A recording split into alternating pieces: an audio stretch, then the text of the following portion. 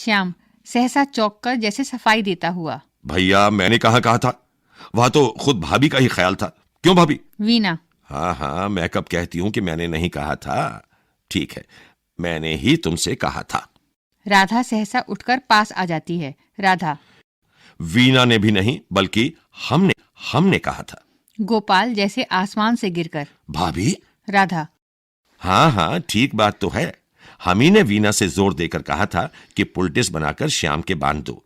इसे अपने तन बदन की होश तो रहती नहीं। क्रिकेट खेलने में कहीं टखने पर गेंद लग गई है। 2 दिन से कह रहा था कि चलने में जोर पड़ता है। हमने कहा कि ठंड का दिन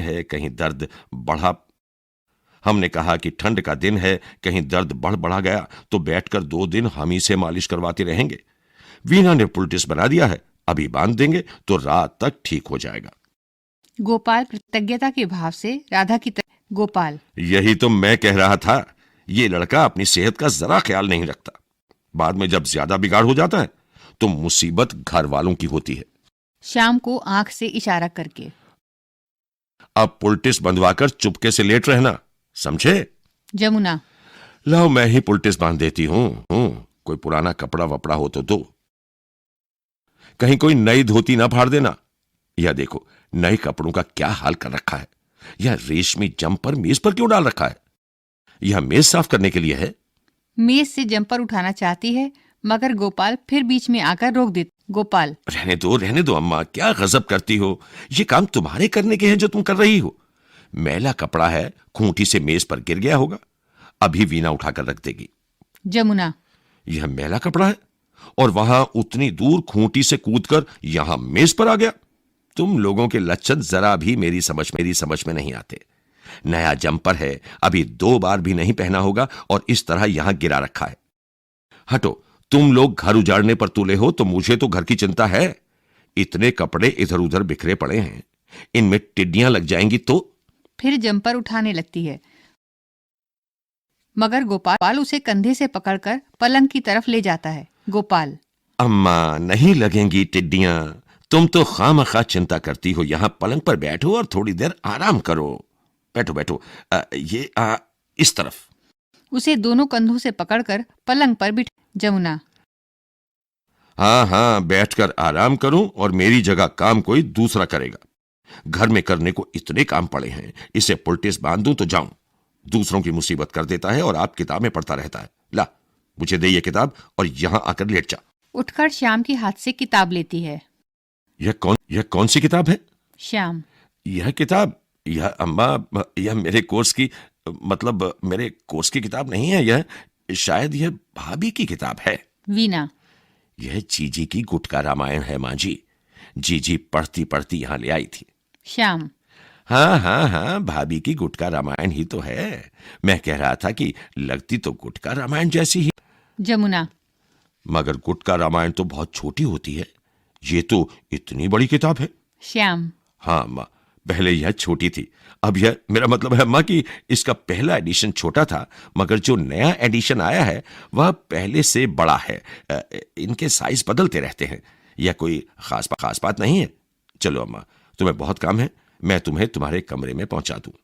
गैलरी में अंधेरा है, कहीं पैर उल्टा सीधा पड़ गया तो और मुसीबत होगी। चलने को तैयार हो जाता है। जमुना। पाँव मेरा उल्टा पड़ेगा या तेरा जिसे चोट लगी है? मैं कह रही हूं लेट जा और वह मुझे कमरे में छोड़ने जाएगा। श्याम। अरे हाँ, मेरे तो पाँव में चोट लगी है, मैं यह बात भूल ही गया था। मैं भाभी से पुलटिस बंधवाता हूं, गोपाल भैया तुम्हें छोड़ाते हैं। गोपाल। हाँ अम्मा, चलो मैं छोड़ाता हूं। जमुना। मगर मैं कहती थी कि मैं इसे पुलटिस बांध देती। गोपाल। उसकी तुम चिंता ना करो अम्मा, वीना बहुत अच्छी तरह बांध देगी। आओ, मेरा हाथ पकड़कर साथ साथ आ जाओ। गैलरी में वाकई बहुत अंधेरा। बाहां पकड़कर उसे साथ ले चलता है। उसके बाहर निकलते ही श्याम फ्राइंग पैन पर झपट पड़ता है। श्याम। भाभी, मैं जरा जल्दी से ये पुलटिस निकल लूं। अगर बड़े भैया भी आ गए तो कहीं सचमुच ही इसे टखने पर ना बंधवाना पड़े। वीना। ठहरो, जरा सब्र से काम लो, उन्हें भी आ जाने दो। श्याम। गलत बात है। चम्मच भर भर कर हलवा मुंह में डालने लगता है। भाभी, सच कहता हूं कि बगैर किशमिश के भी इतना मजेदार बना है, इतना मजेदार बना है कि जितनी तारीफ करूं थोड़ी है। गोपाल घबराया सा जल्दी जल्दी आ गोपाल। इस पुलटिस को जल्दी से इधर उधर करो, भैया आ रहे हैं। श्याम। पुलटिस की तो आप जरा चिंता ना करें, इसे तो मैं अभी साफ किए देता हूं। आप छिलकों के इंतजाम की सोचें। जल्दी जल्दी खाता है।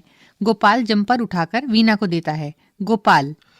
इस जम्पर को उधर रखो और ये छिलके इन्हें तुम जल्दी से मेरे किसी मोजे में डाल दो। वीना। मगर आपके सब मोजे तो पहले ही पुराने छिलकों से भरे हुए हैं। गोपाल छिलके मेज से उठा लेता है और उन्हें हाथों में लिए हुए असमंजस में इधर उधर देखता है। गोपाल। तो और किस चीज में डाल दें? मेरा टोपी ले आओ या जल्दी से मेरे कोट की जेब में भर दो। सहसा माधव गैलरी में माधव। क्यों भाई, क्या भर रहे हो कोट की जेबों में?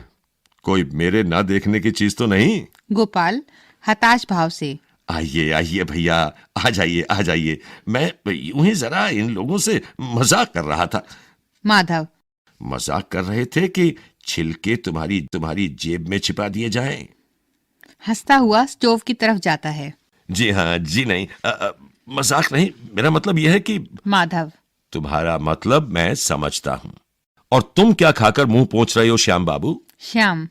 मैं भैया, यह मेरे लिए भाभी ने पुलटिस बनाई थी।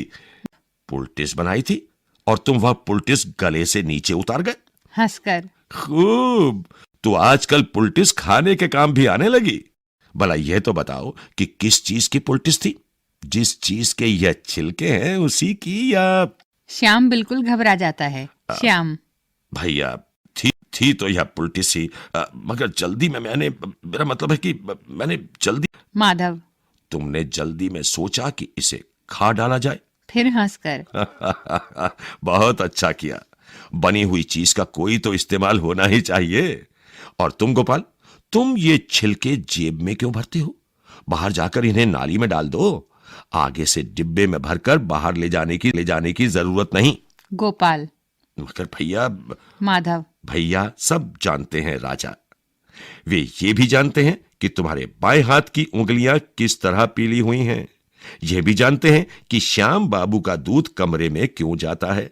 और यह भी जानते हैं कि उनके सो जाने पर उनकी बीवी मोमबत्ती जलाकर कौन सी किताब पढ़ा करती है। सबके मुंह से आश्चर्य से तरह तरह के शब्द निकलते हैं। माधव हंसता है। गोपाल। भैया, अब आपसे क्या छिपाना है, आप तो सब कुछ जानते हैं। मगर देखिए, अम्मा से नहीं कहिएगा, अम्मा को पता चल गया तो बस किसी की खैर नहीं। माधव। अम्मा से ना कहूं? हंसकर। तुम समझते हो कि अम्मा ये सब नहीं जानती? श्याम और गोपाल। हैं? अम्मा भी जानती हैं? माधव। क्यों नहीं जानती?